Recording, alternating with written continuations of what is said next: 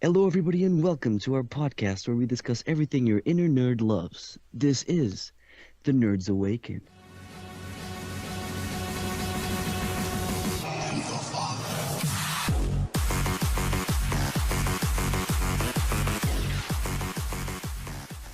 For today's episode, we will be discussing Star Wars, or more specifically, our new main characters, Rey, Poe Dameron, Finn, and Kylo Ren. I am joined today by my co-host, Aiden. Hello. And without further ado, let's kick it off. First character we will be discussing is Rey, which, in my opinion, is the most mysterious character of all because there is just so much speculation revolving around her origins, just everything. From what we know already and what we've seen in The Force Awakens, Rey was abandoned on Jakku by her parents, supposedly. It is unclear if she is aware of the identity of her parents or why she was left on Jakku to begin with. Early on, we've seen what Rey was capable of doing. She is capable of withstanding harsh environments. She is a very talented pilot. She was even able to pilot the Millennium Falcon perfectly, seemingly without previous practice. Later on in the movie, when she starts displaying her other abilities, her fighting abilities, her force abilities, she's a talented combatant, either with her staff or with Luke's lightsaber. She is even a capable markswoman, as we've seen. From what we were shown, she seems to be a very powerful Force user, more in tune with the Force than Kylo himself, who is an active trainee and practitioner of the Force. He has had years to hone his abilities, and still Rey seems to be a more capable user of the Force than Kylo Ren himself. That leads us to the million-dollar question, that is, where does Rey come from? Who are her parents? I mean, there's so many theories revolving around this character. The first theory, and the most obvious, which everyone really thinks is the real one, is that she is Luke's daughter, which would, it would make sense. I don't know why he would leave her on this planet, the Jakku or whatever, but I don't know. They'll explain it. If it is him, in fact him, they will explain it. But I think that that's more of a red herring type of situation, pulling you in, making you think that, getting you off the trail. Second theory, which I think would be really cool and would make a lot of sense, is that she is a Kenobi, specifically the granddaughter of Obi-Wan Kenobi, or Ben Kenobi. And there's this video on YouTube somewhere wherein it shows these comparisons, somewhere in her lineage she would have to have British, obviously her parents, and then they would get it for somewhere like their parents, which would make sense if it was Obi-Wan. Another thing is the costume she wears in The Force Awakens. There's a comparison photo of Ewan McGregor in his costume in Revenge of the Sith. Another thing is that when she touches the lightsaber, when she touches Luke's lightsaber and has the vision, people think that that's directly connected to Luke because it was his lightsaber, and when she touches it, she has a vision because it was his, a vision similar to the one he had in Episode 5. But something people are forgetting is that Obi-Wan Kenobi had Luke's lightsaber in the desert with him for 30 years or something like that. The final theory is that she is literally just Rey. She just has, random parents, and her backstory isn't all that exciting, but she's just a brand new character not connected to anyway into the previous episodes. All we know is that we will find out who her parents are in Episode 9. That's what was released about a week ago. The saying that her parents are going to be revealed, that doesn't support the third theory too well, because the fact that she just has raised people that aren't connected to the previous episodes wouldn't make sense, because why would they keep her parents hidden if they weren't connected some way into the previous episodes?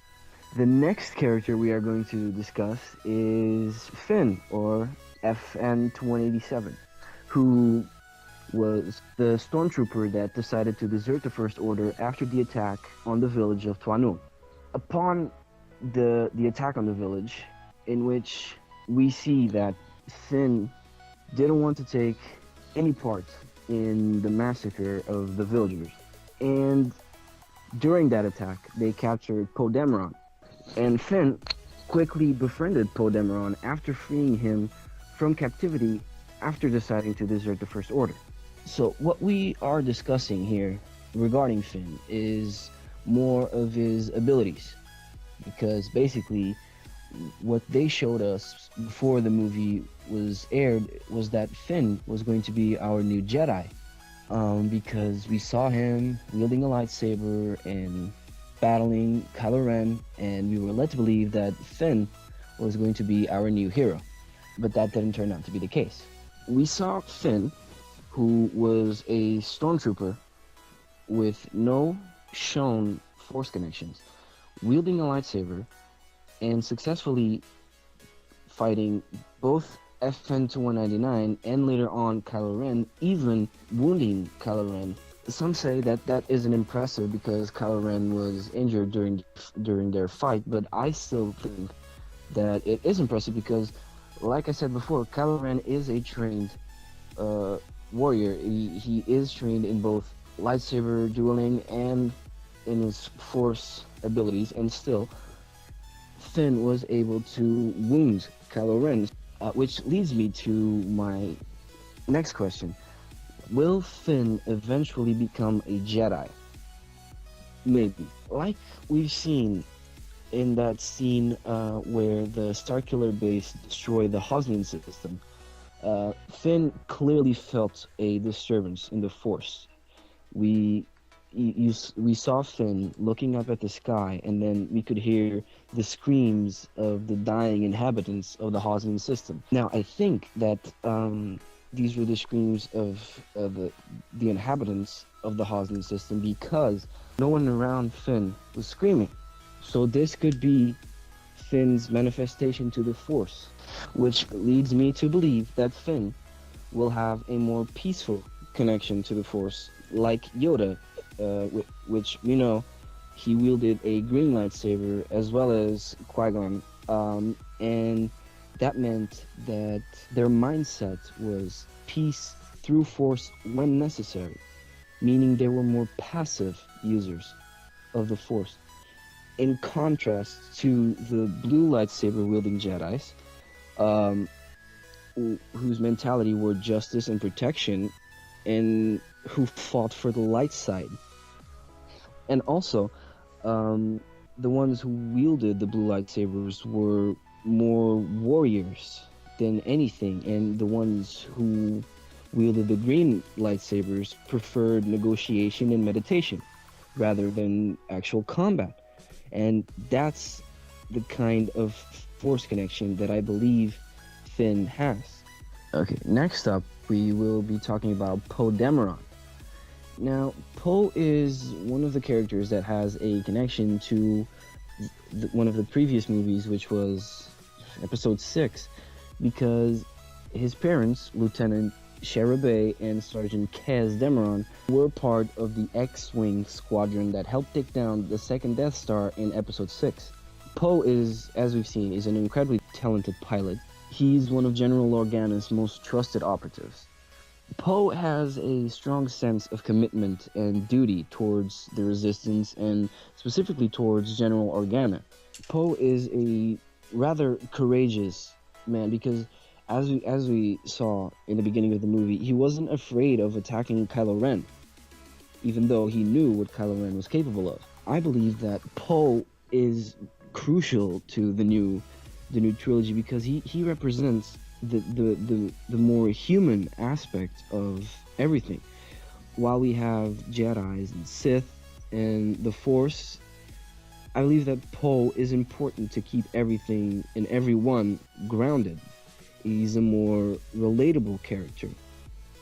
The next and final character we will be discussing is none other than Kylo Ren, or Ben Solo, as he was once known. As we know, Kylo Ren was once an apprentice to Luke Skywalker until he killed his fellow students and forced Luke into exile.